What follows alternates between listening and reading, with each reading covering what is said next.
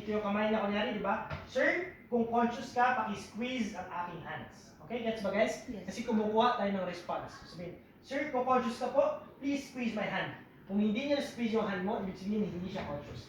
Next way para makakuha ng response is, pwede mo siyang i-pinch. Okay? Pinch mo siya sa shoulder or carotid. Kung makita mo wala pa rin response, ibig sabihin wala talaga siyang response. Hindi mo kailangan gawin yung tatlo na yon, pero at least ma-determine mo talaga no response. Okay? So, okay, ulitin ko ulit. No response. Hey sir, are you okay? Hey sir, are you okay? Sir, if you're conscious, please squeeze my hand. Okay? As you can see guys, very mabilis ako magtanong at mabilis ako magbigay ng command. Okay? Na-determine ko na agad, in 5 seconds na yun, walang response yung patients. Okay? So next, send for help. Hey sir, you in the blue shirt, please call 998. Hey miss, you in the white shoes, please get an AED. AED is automatic external defibrillator. Okay? Defibrillator, yun yung ginagamit pang pump ng heart. Okay? So, ganon, okay? That is S. Send for help. Dalawang tao. Hindi pwedeng isang tao lang. Pwede naman sa scenario, pero usually dalawang tao. Isa ang tatawag ng 998 or police or emergency. Isa is AED or defibrillator. Okay? Tapos na tayo sa DRS, dapat sunod-sunod din guys ha, kung kayo na. ABCD is airway, breathing, and circulation. Okay? Guys, ano yun? Sunod-sunod rin yun. Bawal yun what we call this, bawal yun magka-jumble. Kasi doon na-determine yung buhay ng tao. Okay? ABCD. Guys, ano yung need mo is dapat nakakahinga ka. So gagawin mo is, tandaan nyo to, okay? Head tilt, jaw thrust. Okay? Head tilt, jaw thrust. Ititilt mo yung ulo para mas makahinga siya. And bubuksan mo yung jaw para mabukas yung bibig. Next. Okay? Head tilt, jaw thrust. Check mo kung may anything na nag-block sa airway na. A, airway. So check mo yung throat niya, meron bang anything dyan na na-stuck? Check mo yung ilong niya, meron ba dyan anything na na-stuck? Wala. Okay? Move on sa B, breathing. Okay? C in here, okay? C in here. Here, dito yung tenga ko, eyes nandito sa chest. Kasi chest, di ba, umaangat, bumababa. Tenga ko, nakikinig for breathing. Mata ko nakatingin sa chest kung umaangat, bumababa. Wala akong naririnig na hinga, wala akong nakikita pag-angat o pagbaba ng chest. Ibig sabihin, walang breathing. Next, circulation. So check ako ng kanyang carotid. Okay? Check ko, may pulso ba? Wala. Okay? Pwede na mag-check dito sa wrist niya. Okay? Walang pulso parehas. Kung wala yung tatlo na yun, what they call this, airway, breathing, and circulation. Now I will do CPR and start chest compression. Okay? Tatandaan guys, sulat nyo na ngayon para hindi makalimutan. Sir, Miss Loretta, pakisulat sa board. Ang ratio is 30 to 2. Okay? Okay, so ayan na. So guys, nagawa ko na lahat. DRS, ABC. Okay? Danger, response, send for help, airway, breathing, and circulation. Wala lahat na yun, I start CPR. Okay? So sir, what do you call this? Saan nalagay yung kamay?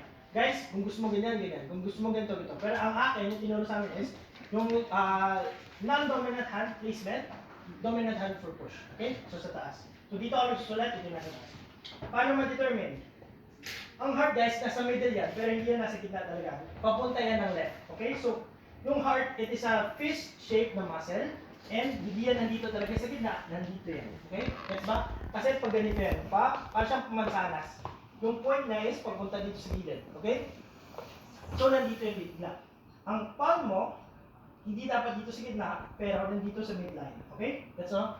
Imagine nyo, may line dito. Dapat nandun din yung palm ko. Okay? Gets na ba?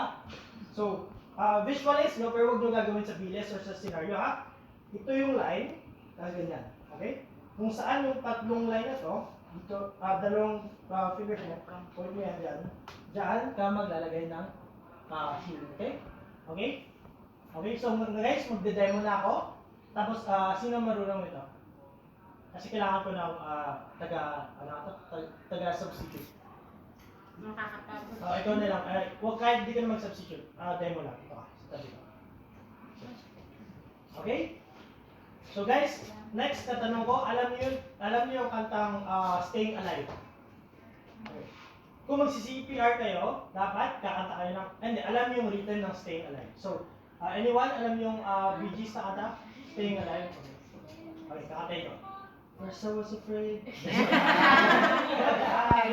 Okay, kasi yun na. Okay, pakita guys, I will start chest compressions. 30 chest compressions, 2 rescue breaths. Okay? Hindi ka gano'n. Just substitute kita. Or sige, push. Anyway guys, ready na? Okay? Start na ang demo ha. 3, 2, bago pala yan. Rules sa kamay. What do you call this? Elbows straight. Okay? Elbows straight. Hindi yan pwede nakaganyan. Dapat straight yan. Next, shoulder above sa wrist. Okay? Hindi pwedeng ito yung shoulder, dito yung wrist. Hindi pwedeng dito yung shoulder, ito yung wrist. Dapat linear talaga sila. Line. Okay? Gets ba? So, elbows lock, shoulder and wrist aligned. Okay? And hand in center. Okay? Ready na guys? Ito na to. Bagas ang pantay dapat ang ano sa... Okay? Guys, ready na? 3, 2, 1, go. Staying alive. Staying alive. 30 chest compressions. Right.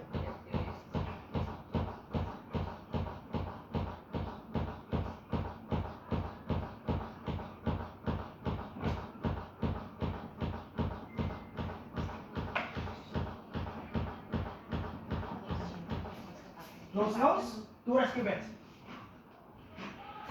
Restart immediately.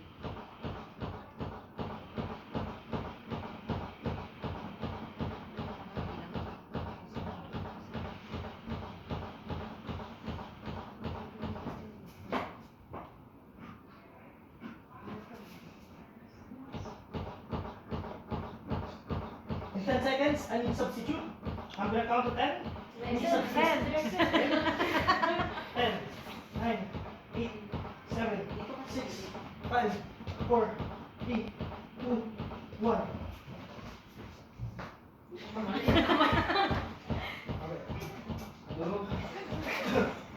So, okay guys, discuss natin. Okay, thank you sir. Hindi ko alam tawag dito. Pero ito ay, kung ayaw mo mag-mouth to mouth, ayaw mo rin mag-ito, pwedeng ito. Okay, so ito, dala to ng EMT. Malalaman kung gumagana siya, pag, di ko alam kung nakikita niyo lahat, pero, ayan, nakikita niyo bumubukas yung door dyan. Okay? Pero, ang lesson dito is, huwag kayo mag-rely dito. Dapat marunong kayo totoong mouth to mouth, totoong mouth to mouth, ganun na ulit, head thrust, close nose, kasi kung di mo close yan, lalabas lang yung hangin sa ilong. Close nose, tas mouth to mouth, 2 rescue breaths. Dalawang malalim. Bago mo maghinga, dapat yung baga mo, puno ng hangin, tapos ito-transfer mo sa kanya, okay? Gets na ba guys? Okay? Ngayon, merong mga instances na bawal tayo magbigay ng mouth to mouth. Kailan yun? Religious or cultural beliefs, okay?